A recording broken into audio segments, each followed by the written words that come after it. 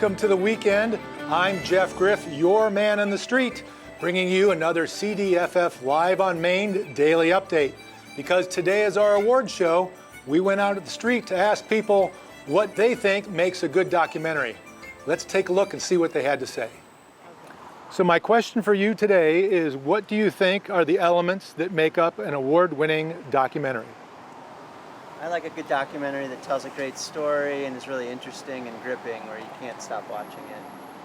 Do you have anything to add? Photographs, the photography, and I agree with Chris. Terrific. Well, thank you very much. I really appreciate it. Thank you. Thank you so much. You too. It is a documentary that is honest, that is knowledgeable, that is informative and interesting, and something that allows you to know a little bit more information than when you got there.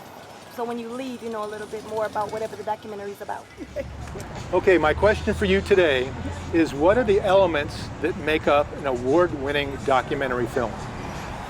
I like a film that makes you think and that tells a story from the beginning to the end. Terrific. Thank you so much. I really appreciate it. See you at the festival. Attention-grabbing, relevant, heartwarming. These are just a few of the many words to describe an award-winning documentary. Now on day 4 of the festival, we want to take the opportunity to thank our many sponsors, and we have Leah back with us to help us with that. Hey, Leah. Hey, how's it going? It's going well. We really want to take a moment to thank all of our sponsors because we could not do this festival without them. We do rely on sponsorships, donations of in-kind goods and services, and grants from foundations to make this festival what it is, so that we can keep ticket prices low and have everyone come and enjoy all of the films and all that the fest has to offer. Well, thank you, Leah, and thank you to all of our sponsors. And for you viewers out there, I want you to take a look at those sponsors and please go visit their places of businesses. Thank you. See a highlight of some of today's films. Lori, today it's films. Saturday is our biggest day of films to watch. So can you help us sort this all out? What are some of the films that are highlighted today? Sure, Jeff. Today you can see at the Chagrin Valley Little Theater, Bobby Wine, the People's President. Lori, we've been hearing a lot about Oppenheimer lately. I understand we have a film that relates to that. Yes, we do. The film is Oppenheimer After Trinity.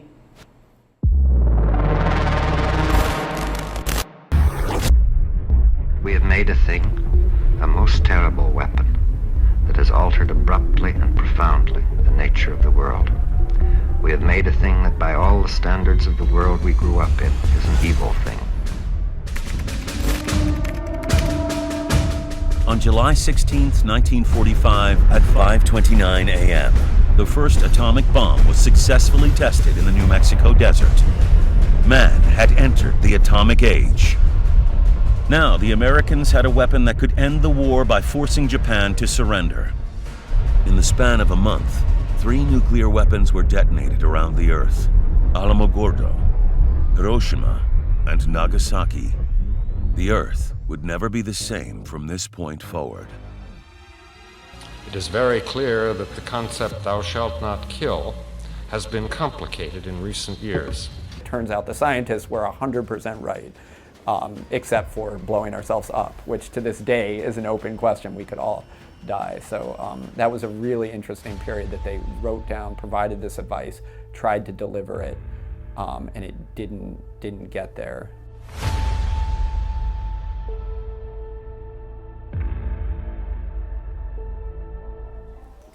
There's so many films to choose from. Can you think of one more that we might want to turn into? One of my favorites is called Join or Die, and it'll be shown at the Chagrin Intermediate School. And this is an amazing film about social capital and what it means to America. This is Bob. Bob's a big fan of clubs. I belong to everything. That's my high school bowling team. I'm the tall one in the middle. And this is a film about why you should join one, and how Bob discovered that the fate of America depends on it. It's Harvard professor and award-winning writer Robert Putnam. You've been described as the poet laureate of civil society. Robert D. Putnam, for deepening our understanding of community in America. He made people pay attention to a concept that most people had never paid attention to. Social capital. Social capital. Social capital. Social networks have value. I'd like to call on Professor Robert Putnam, who gave us the concept of social capital. Number of people who know one another's first name, the number of people who take part in community organizations, the level of trust and reciprocity in the community. The places that have better government are the places that have a long history of social networks and social capital. Your chances of dying over the next year are cut in half by joining one group. Everything that reflects connections with other people are going down. How many times last year did you go to church? Down. How many times did you go to a dinner party? Down. How many times last year did you go to a club meeting? In barely a couple of decades, half of all the civic infrastructure in America had simply vanished. It's equivalent to saying half of all the roads in America just disappeared.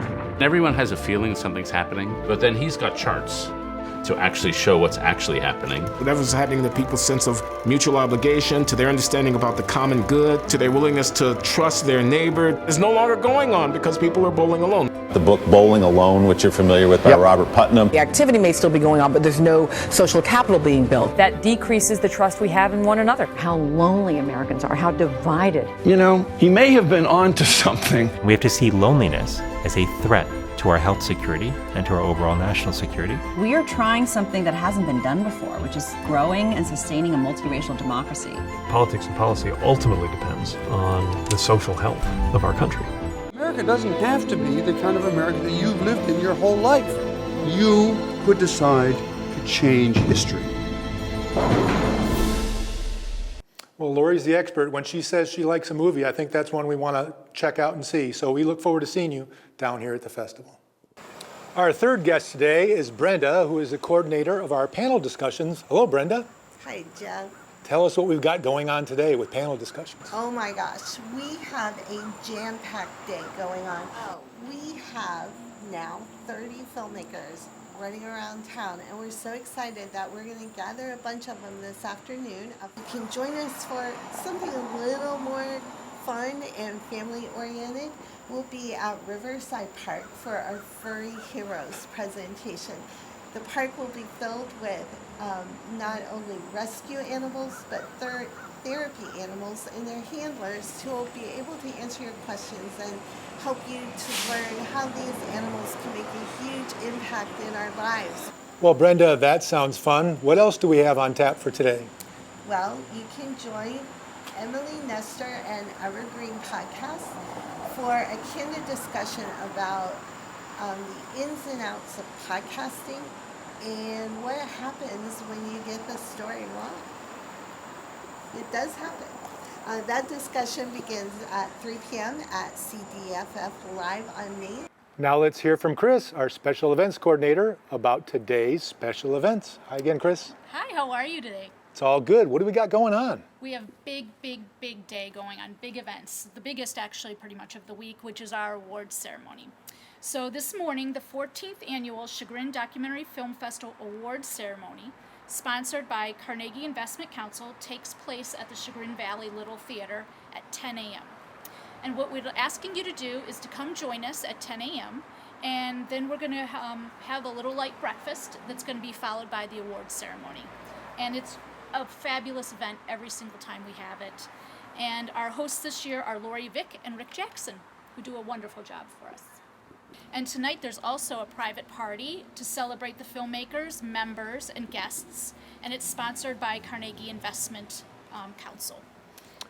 Well, that's fun, but I bet the fun's not over yet. No, it's not, because the Best of the Fest film will be readied today after our awards ceremony, and then it's going to be shown tomorrow at South Franklin Circle at noon. So it's very exciting. Well, thank you, Chris. And now let's go to Marianne Ponce. Here you go, Marianne. Thanks, Jeff. We're really excited to be getting ready for our festival awards ceremony this morning. We will be giving away 11 awards and more than $10,000 in prize funds. So we congratulate all the winners, but every single filmmaker is just remarkable, and we'll be celebrating all of them this morning. We're so grateful to once again have Lori Vick and Rick Jackson as our hosts for the awards, And I just want to thank everybody who makes the award ceremony and everything with this festival so special. So we look forward to seeing you at the awards. The time has come for me to head home, get on my tux, and head over to the award show at the Chagrin Valley Little Theater at 10 a.m. It's free and open to the public, so I hope to see you there.